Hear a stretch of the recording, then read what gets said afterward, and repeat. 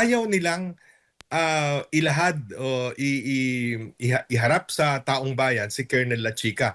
Dahil ba takot sila at alam nila na pag nagsalita si Colonel La Chica tungkol sa katotohanan, tungkol sa anti-terrorism activities, tungkol sa security operations ng Vice President's Office, makikita na puro imbento lamang itong kanilang mga pinagagagawa at may dahilan doon sa paggamit ng kung ano-anong mga pangalan dito sa pag-liquidate ng confidential and intelligence funds. Hindi kita naman ng lahat ng tao at hindi maipagkakaila na ang talagang epicenter ng flood control disaster ay nasa Central Luzon. Maliban doon, pati sa Metro Manila na tuwing uulan ng kaunti ay bumabaha ang lahat ng mga karsada. Para ngayon, bigla niya ibalik yung Davao para lamang ipakita yung galit nila sa mga Duterte, yung galit nila kay Inday Sara.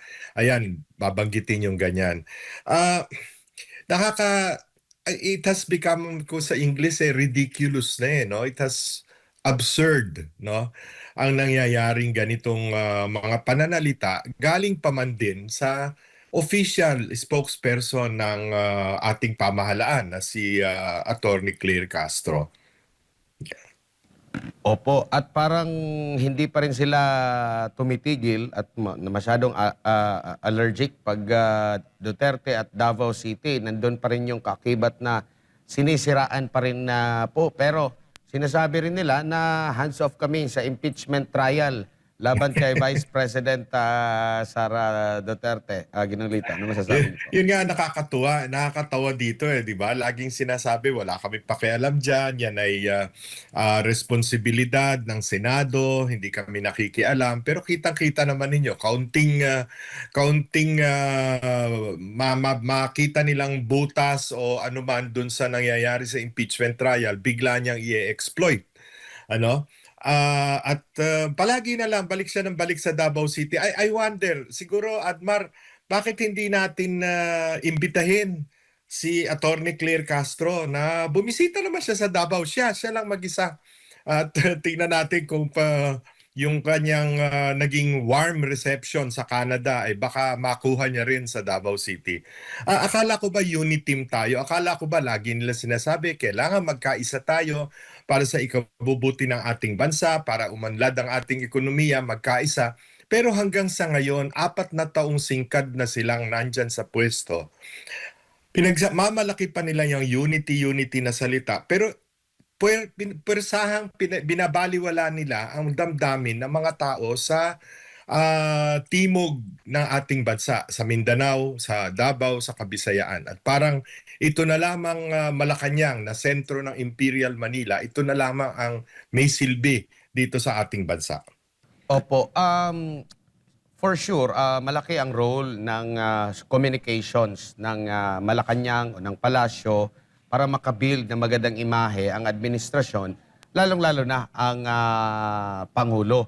At sa mahabang panahon po, parang ganito pa rin yung usual na gawi ng communications po nila. Basta mga Duterte, BP Sara, FPRRD, lahat ng mga kaalyado, talagang andun ang puna. Pero nakikita natin kung ano po yung nagiging resulta, lalo na po sa mga rating, Ginoong Lito. Kumbaga, bakit kaya tingin nyo po, hinahayaan lang ito na sa katunayan naman, nakaka-apekto ba ng masama sa imahe ng kabuuang administrasyon, lalong-lalo na sa Pangulo po, lalo na kung kanilang plano is pabanguhin, pagandahin yung imahe ng presidente.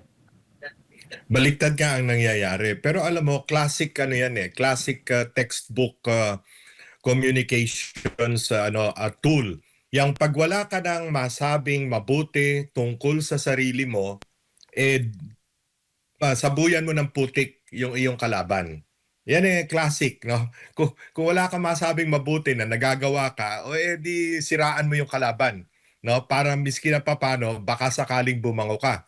Kaya lang nakikita natin sa napakaraming survey na nagdaan. Puwera yung huling survey ng isang hindi ko na babanggitin yung pangalan na talaga namang katawa-tawa na pinagtatawanan ng buong academic community at lahat ng mga political scientists dito sa ating bansa, na di umano ay umaangat si Pangulong Marcos sa kanyang approval rating at pati na rin sa trust rating. Ano, yun yung balintuna sa lahat ng mga ibang reputable surveys, no, na malinaw na siguro ito'y survey na uh, kinomisyon ng palasyo o ng mga kakampi ng palasyo. Pero ang ibig ko sabihin, nakikita naman natin na lalo nilang kinukutya ang mga Duterte. Lalo nilang sinisiraan ang mga Duterte, lalo na si Vice President Inday Sara. At lalo nilang ginagawa yung ganyan na lahat na lang ay ibinibintang sa nakaraang rehimen. Samantalang alam naman ng taong bayan na mas maganda ang kanilang buhay, mas tahimik ang kanilang kapaligiran, mas mababa ang presyo ng mga pangunahing bilihin nung panahon ni Duterte compared to ngayon. No? So sino maniniwala sa kanila? Kaya ang nangyayari, palubog ng palubog ang approval rating ng kasalukuyang administrasyon. Ewan ko, napakadami namang mga bright boys dyan sa Malacanang. Meron pa nga silang mga consultant na dalawa galing sa Europa, isa galing sa Amerika. Hindi ba nila nakikita ito? No? Baka naman kako yung mga consultant nila consultant din ni Donald Trump na sa ngayon pinakamababa ang approval rating sa lahat ng pangulo ng United States mula pa nung nag-umpisa ang survey. No, itong si Donald Trump. Baka kako ganun din ang pananaw nitong kanilang mga consultant. Kaya ganyan ang kanilang mga pinaggagawa. Opo, tsaka may pahayag pa kasi nag-respond sila sa statement ni Vice President Sara Duterte na lubog na ang bansa sa baha. Dinugtungan naman po ng komunikasyon ng Malacanang na lubog na ang bansa sa baha. Totoo naman, kitang-kita sa Davao City.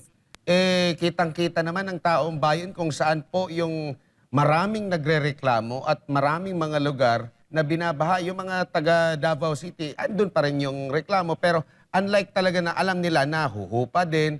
Pero yung grabe yung reklamo, hindi naman po doon sa Davao City po, Ginoong Lito. Pero yet isinisingit pa rin po itong mga ganitong klaseng pahayag. Dito po sa Bulacan, ang kanilang puntahan, bayan ng lola ko sa mother side. Ano po? Alam nyo, Admar, just a bit of trivia, no?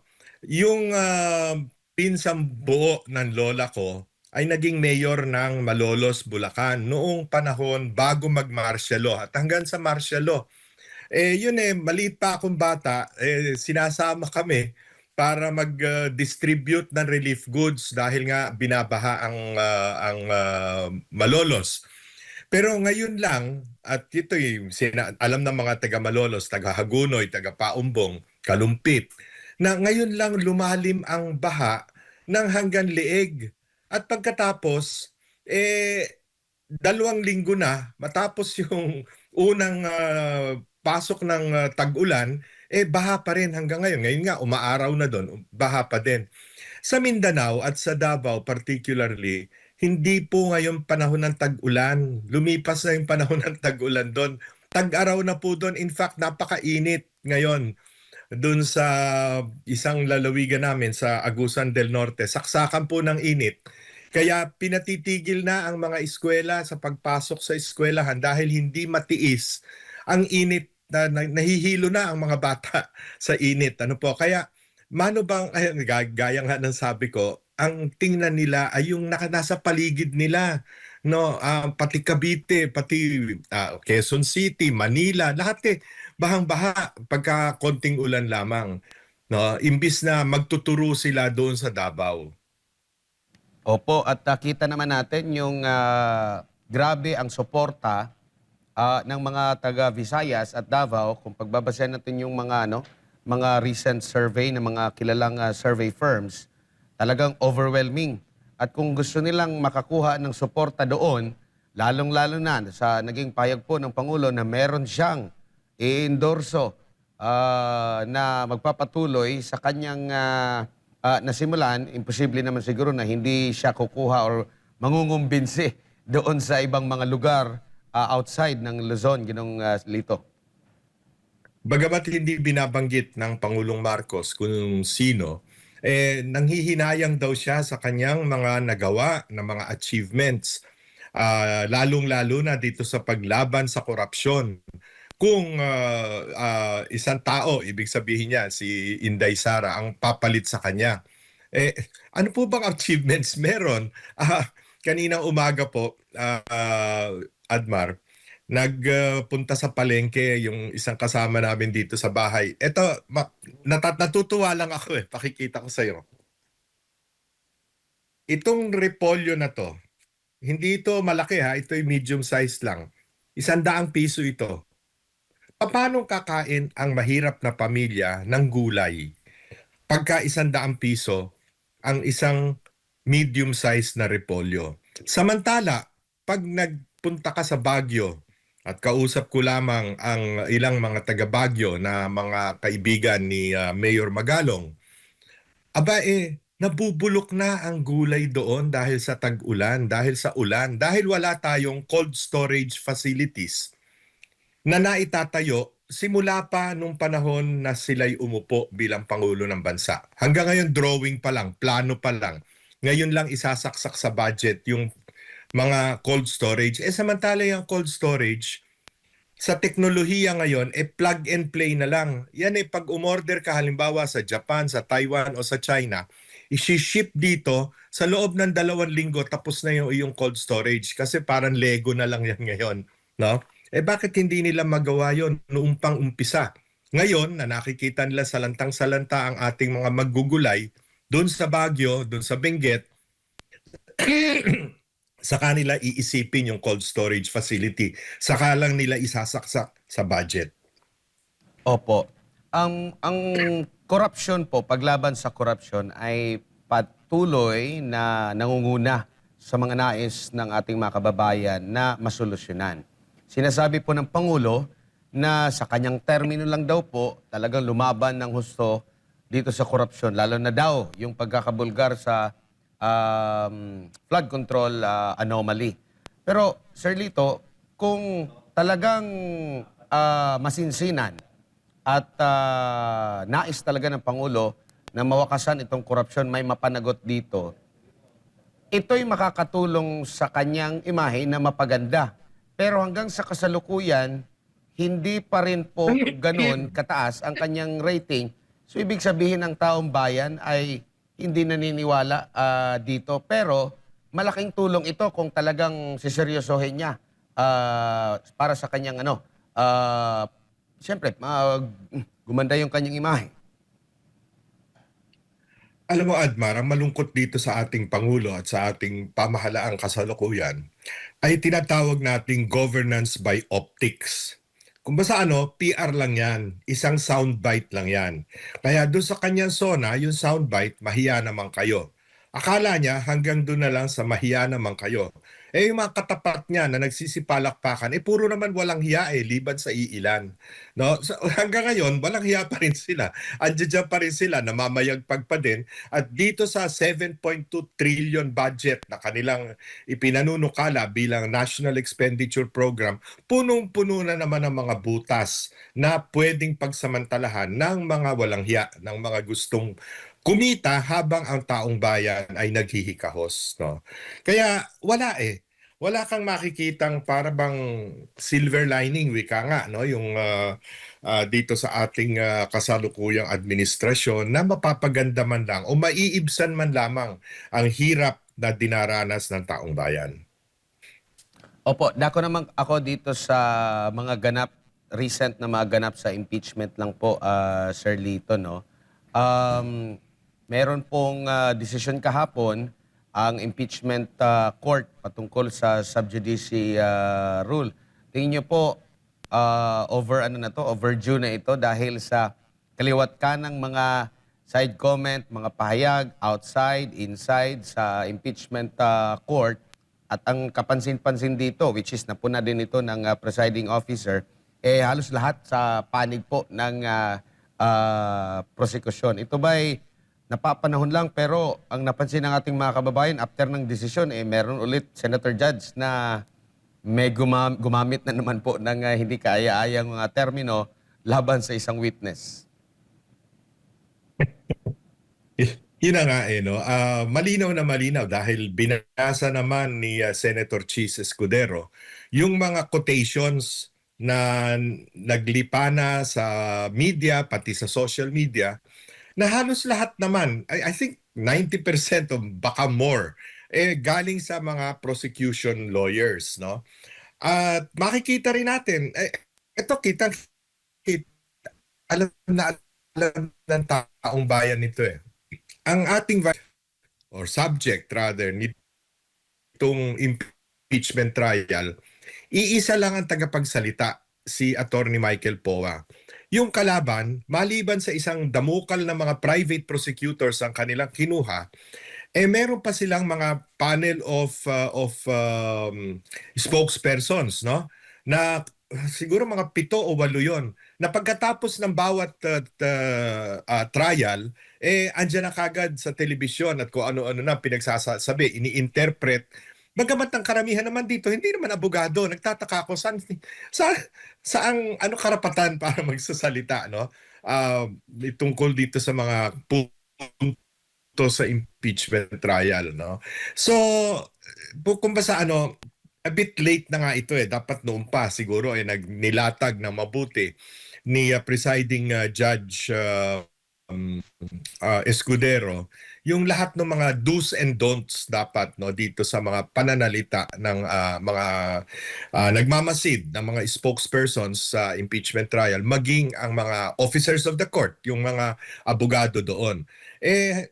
Wala namang ang si Attorney Michael Poa, sinasabi lang at lagi pa niyang pinangungunahan na sinasabi niya, ayoko namang magsalita tungkol sa mga nangyayari sa trial kasi sub judice, no? Kasi hindi maganda. At pinupuri pa nga niya kung minsan yung mga kalaban, yung mga prosecutors, no? Pero ito namang kabila, walang ginawa kundi lahat na lang ng pwede nilang ibato ay ibabato nila kay Vice President Inday Sara.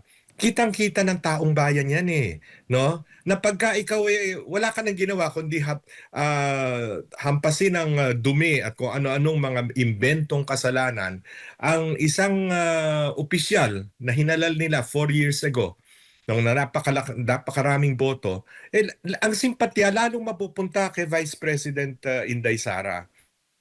Pero wala na talagang maaaring gawin ang kasalukuyang administrasyon kundi ipatuloy yan. Dahil wala nga silang achievements. No? Yun ang problema nila. Opo. So ibig sabihin na Sir Lito, itong mga pahayag nila, banat nila sa loob ng impeachment court, yung mga scam ito, kung ano-ano pa at sa labas ng impeachment court during mga press con, ito'y parte ng kanilang pamamaraan kasi nga, kumbaga pang palaman.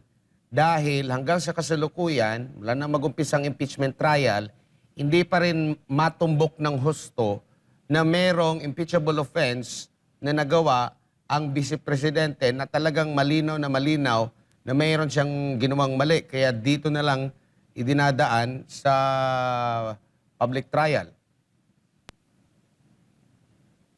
In fact, mabanggit ko lamang Admar, kahapon, mismong si Senator Ping Lacson, na alam naman natin ay nasa majority, hanay ng majority, ay nagsabi na bakit daw hindi pa ipatawag itong si Colonel Lachica, no? Bilang witness, bilang hostile witness. Bakit nga ayaw, kung ikaw nagmamasid, bakit nga ba ayaw kunin ng prosecution na hostile witness itong si Colonel Lachica, no? Samantalang lahat na lang ng tinutumbok yung mga witnesses, lahat na lang ang sinasabi, si Colonel Lachica ang nakakaalam tungkol doon. Bakit ayaw nilang ilahad o iharap sa taong bayan si Colonel Lachica?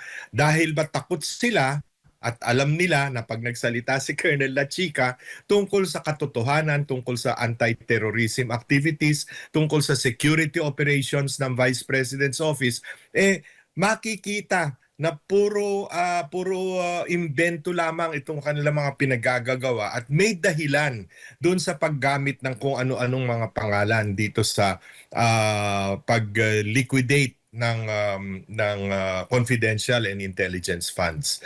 Hindi ba? Malinaw 'yun eh. Para sa ordinaryong mamamayan, ay bakit nga ba ayaw? Bakit nga? Eh sila ang dapat tumawag eh. Hindi naman trabaho ng depensa yun eh. Trabaho yun ng prosecution. Pero ayaw nila at di ba? Pati yung si matatandaan mo Admar doon sa unang tinalakay na article of impeachment tungkol doon sa grave threats. Nung mailabas na yung video tungkol doon sa nangyaring ang tawag dito internet o online press conference, ayaw na nilang tawagin yung inilista nilang testigo di umano na si Attorney Zulaika Lopez, yung Chief of Staff ng pangalawang Pangulo. Bakit umatras sila ron? Kasi natatakot sila na pag nakita ng taong bayan kung ano yung pinaghuhugutan ni Vice President Inday Sara noong mga panahong yon na nasabi niya o nabitawan niya yung mga katagang yon, ay maiintindihan ng taong bayan na maski sila ang nasa pwesto ni Vice President Sara, ganun din ang kanilang magiging reaksyon sa panggigipit at sa pang-aalipusta na ginawa kay Attorney Lopez.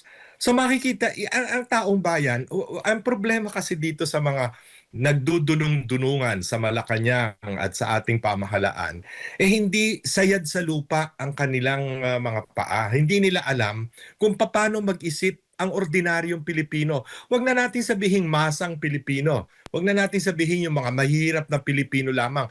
Pati mga middle class, pati mga may kakayahan sa buhay, pati mayayaman. Nakikita nila yan, hindi naman tanga ang Pilipino eh. Ay, pasensya ka na, Senator Tulfo, kung ginamit ko yung inyong paboritong salita. Ano po, pasensya na po. Nagamit ko yung salitang paborito niyo gamitin na tanga o estupido. Sorry po, hindi ko po kayo pinangungunahan. Opo. Sir Lito, si Almar po ito. Balikan ko lang po yung tungkol po doon Yes, sa Almar. baha. Kasi nitong nakaraang mga linggo ay isa yung Metro Manila sa talagang nakaranas po ng pagbaha. Para lang po sa kaalaman ng ating mga kababayan, ano po ba yung dapat or ano po ba ang isa sa mandato ng MMDA po, sir? Kasi ang pagkakaalam po natin mga kababayan, ang MMDA is nasa traffic. Pero ang MMDA din po ay merong pondong natatanggap mula sa gobyerno para po dito sa flood control projects. Pero iba po yung naging resulta po nitong mga nagdaang araw po, sir, or linggo. Kasi nga nakaranas po ng malawakang pagbaha po dito sa Metro Manila po, sir. Opo, hindi lamang yung pondo na inilalagak sa DPWH na nabulgar na nung isang taon, yung dami ng flood control projects na substandard at ghost projects, kundi pati yung pondo na binibigay hindi lamang sa MMDA kundi sa mga congressmen ng iba't ibang distrito sa Metro Manila na dapat ay ginagamit para nga maibsan yung mga baha.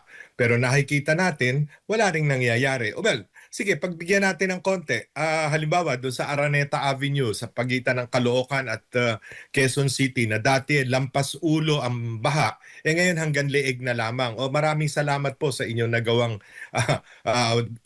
bumaba ng konti ang baha.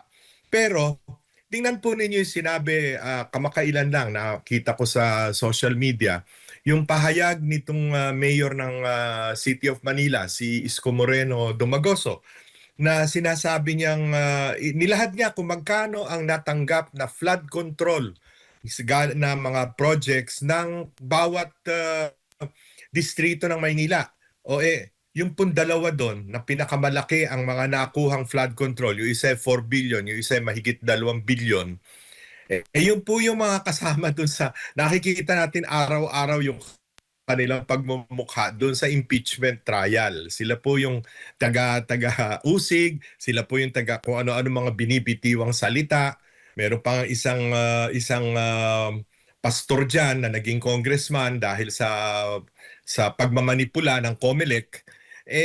sinasabi pa na kaya daw binabaha tayo at kaya daw nagpapadala ng ulan ang kalangitan ay dahil nga sa dito sa impeachment hindi ma-impeach si o ma-convict si Vice President Inday Sara. Ewan ko po kung saan humuhugot ng mga ganitong pananalita itong mga defenders ng ating administrasyon at mga taga-usig ng mga Duterte. Opo, kaya ko po na itanong sir kasi kung titignan mo doon sa website ng COA, doon sa record ng MMDA, 100% po halos lahat ng mga nasa records nila. Ibig sabihin, nagamit ng tama yung pondo na ilagak doon sa kung ano man yung mga programa na kanilang gustong maipatupad, mga proyekto para dito sa flood control projects.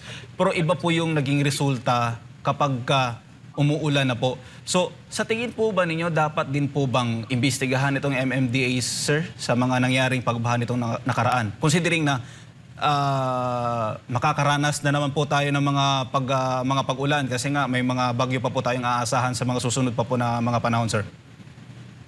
Dapat lahat ng sangay ng gobyerno dito sa Metro Manila, yung MMDA, pati na yung mga local government units, no?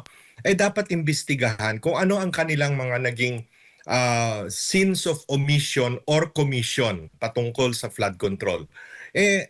A picture says 1,000 words, sabi nga, no? Ayan ay isang kasabihan. Di ba yung nakita nating basura na tumambak doon sa spillway sa Baclaran na kaharap paman din ng simbahan ng Baclaran doon sa Parañaque, lumantad yun sa buong mundo. A sea of garbage in Manila. Yun ang lumalabas sa CNN, sa BBC, sa Al Jazeera. Malaking kahihiyan ito sapagkat at lumalabas pa, halimbawa, meron tayong writ of kalikasan patungkol sa Manila Bay. Sinabi ng Supreme Court, halos 2 dekada na nakakaraan na kailangang lahat ng sangay ng gobyerno ay gumawa ng pamamaraan para linisin ang Manila Bay. Pero ano lumalabas?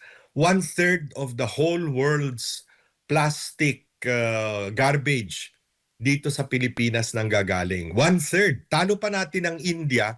Tayo ay 110 million. Ang India ay 1.5 billion. Ang kanilang garbage ay 17%. Tayo ay 34%. Saka nakakita ng ganyan, ano? Kaya there is a total breakdown of governance, no, na nakikita natin. Maliban pa dyan, eto, Almar, ngayon lang umaga ko natanggap, no, na balita. Merong isang tao na ikinulong dahil nung 2 araw na nakakaraan, taga doon sa isang convenience store sa Paco, ay nagnakaw ng isang dilata, no? At ngayon ay nakakulong. Na kaya naman nakapagnakaw yung taong yun ay dahil gutom na ang kanyang pamilya. Dahil sa isang dilata, ngayon ay nakakulong. Ito'y dito sa Maynila, sa San Andres Bukid, no? Ganyan na kahirap ang buhay ng tao. Kaya kanina nga nung pinakita ko yung repolyo na 100 piso ang halaga na hindi naman kalakihan, no? Naisip ko, at ito'y nabanggit sa akin ng isang malaking negosyante na nagmamay-ari ng maraming mga supermarket dito sa ating bansa, na ang benta daw ng halos lahat ng pagkain, delata, pati alak, lahat ay bumagsak. At ang tumataas na lamang ang pagbenta o pagbili ng ating mga kawawang mamamayan ay instant noodles, no? Kasi yun ang lamang tiyan ng may hirap ngayon. Bigas, sa isasaing, tapos lalagyan ng instant noodles, no? Na may sabaw, may lasa, may alat, no? Yun na lang halos araw-araw na ginawa ng Panginoong Diyos. Yun na lamang halos ang kanilang lamang tiyan.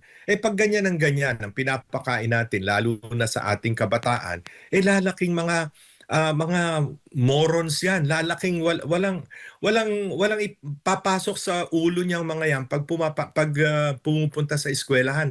Dahil walang nourishment, walang enough nutrition na pupunta sa kanilang katawan, no? Talagang sadyang nakakaawa na ang ating kababayan. Sir, hindi po ba ito insulto sa ating mga kababayan? Kasi nitong mga nagdaan kapag umuulan, sasabihin lang ng mga kawani ng gobyerno na patuloy kaming nakamonitor, minomonitor namin yung sitwasyon. Hindi po ba ito parang hindi to deserve ng mga Pilipino po, sir, yung mga itong klaseng performance po ng ating pamahalaan? Definitely hindi deserve. Monitor na lang sila ng monitor, no? Wala naman silang ginagawa pagkatapos. Pag pumasok na ang Nobyembre, Disyembre, at tumigil na ang pag-uulan, tumigil na ang bagyo, back to the same. Wala nang pakialam. Hanggang sa susunod na namang tag-ulan, hanggang sa susunod na namang tagbaha. No? Ganyan na nangyayari, no? At worse than that, kung kumilos man at gumawa ng mga proyekto, puro corruption pa. Mas malaki ang napupunta sa bulsa ng mga tagapamahalaan, mga kurakot, kaysa sa napupunta sa proyekto. Kanya ang nangyayari, yan, ghost projects, flood control na isang bagyo lang sira na, no? Inaanod ng tubig, ayan ang nangyayari. So, trilyon na nga 'di ba sabi nga ni Congressman Egay Irice, kanyang kinuwenta ito. Umaabot na sa 1.9 trillion ang tinatapo natin, no, sa mga flood control at iba't iba pang proyekto. Pero wala namang nangyayari. And yet, the solutions have already been told by so many people, including yung isang sikat na arkitektong si June Palafox, no, na siyang nagplano at nagdisenyo ng Dubai, no? Matagal na niya sa panahon pa ni Pangulong Ferdinand Marcos Sr. Meron ng mga solusyon yan, yung pag-continuous dredging ng Laguna de Bay, yung paggawa ng spillway mula Laguna de Bay patungong Manila Bay passing through Parañaque para maging dalawa ang daluyan ng tubig. Kasi right now, pag umapaw ang Laguna de Bay at galing naman sa mga bundok ng Sierra Madre ang tubig na pumupunta dyan, ang labasan lamang niyan, lagusan niyan ay Pasig River, no? Via the Manggahan Floodway. Pero ang solusyon noon nung magkaroon ng another spillway at pinakamalapit na dadaanan ng spillway, pinakamaigsi na ruta ay sa Parañaque ang dadaan. Wala tayong ginawa doon, no? Yung Laguna de Bay na dapat dinredge na, hindi natin tinuloy ang dredging, nahabla pa tayo sa arbitration, natalo tayo, nagbayad pa tayo ng danyos, perwisyos dun sa Belgian company na siyang nanalo sa bidding noon, ano? At napakadami pang mga solusyon, no? Yung mga paggawa ng imbaka ng tubig baha sa ilalim ng mga malalaking bakanting lote dito sa ating Kamaynilaan. Walang ginagawa ang pamahalaan But all of these solutions have already been told to us. Matagal nang pinlano ito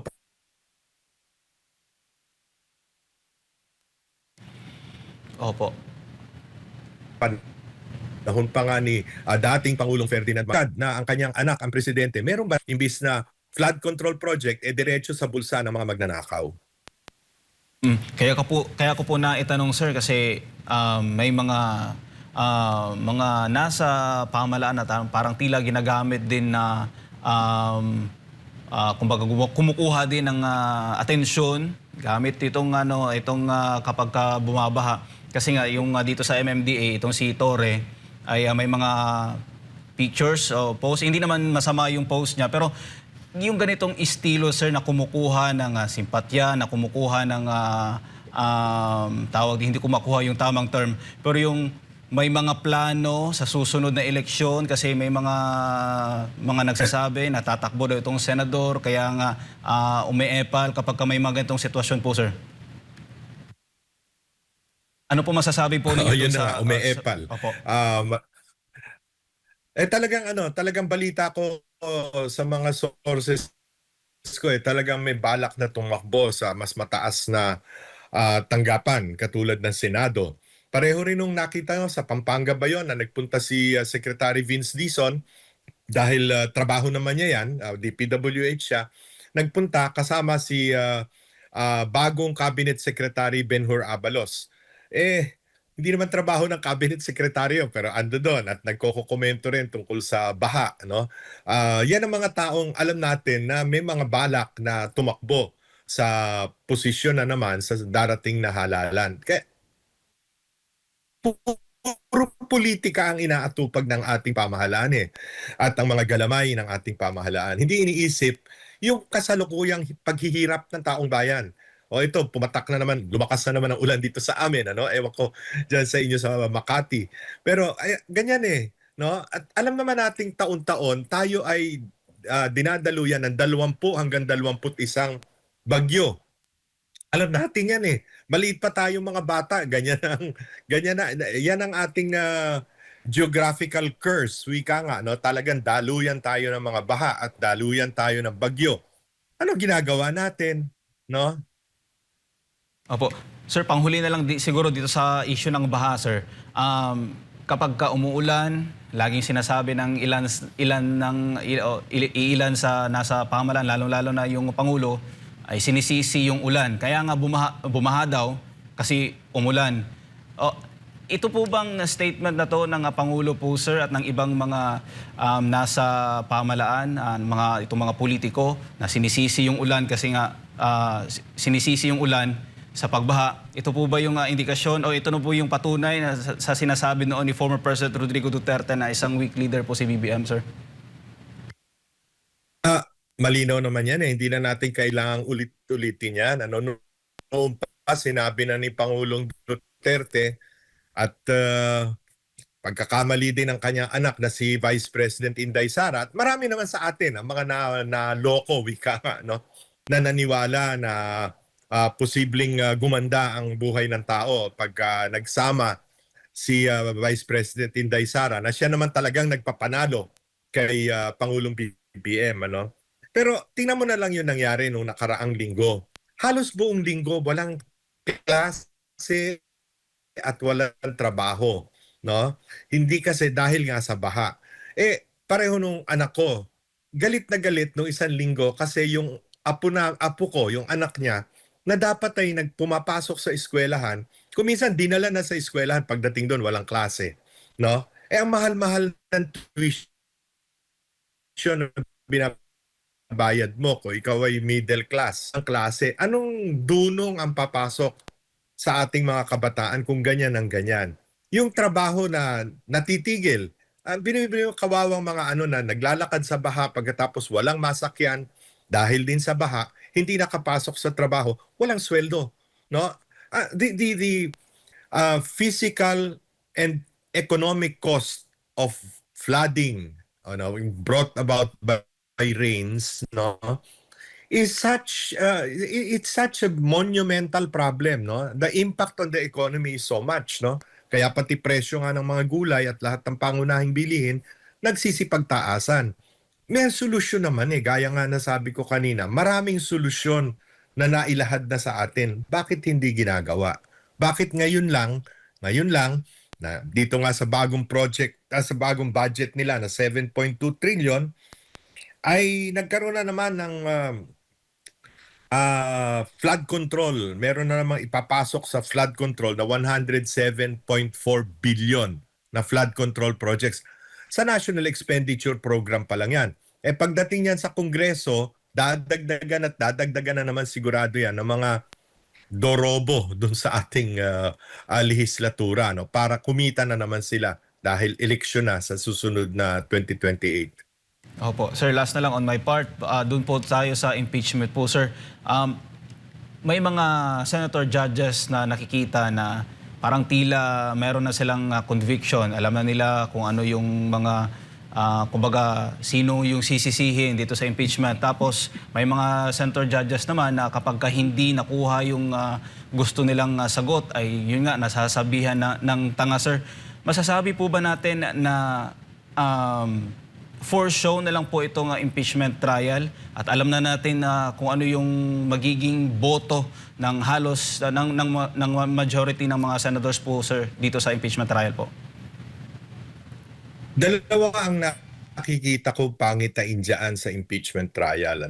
Una, patuloy na sisiraan si Vice President Inday Sara, hindi lamang ng prosecution, hindi lamang ng mga spokespersons ng prosecution panel o ng Congress, kundi pati ng mga ilang senador na malinaw na sa kanilang pananaw iko-convict nila si Vice President Inday Sara. So, kung hindi man sila magtagumpay at hindi nila makuha yung threshold number of 16 votes para ma-convict si Vice President Inday Sara, at least siniraan nila ng siniraan in the hope na hanggang ngayon naman hindi natin nakikita sa surveys, in the hope na bababa at bababa ang approval ratings at ang trust ratings ni Vice President Inday Sara. Number one. Pangalawa, parte rin yan ng propaganda value ng kanilang mga ginagawa dahil hindi